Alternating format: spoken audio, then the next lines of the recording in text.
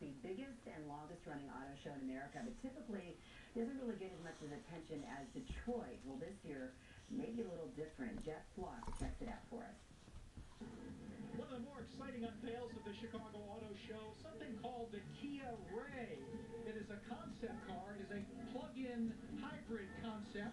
And of course, with the Toyota Prius taking it on the chin lately, a lot of focus now on potential competitors to the Prius in terms of hybrids.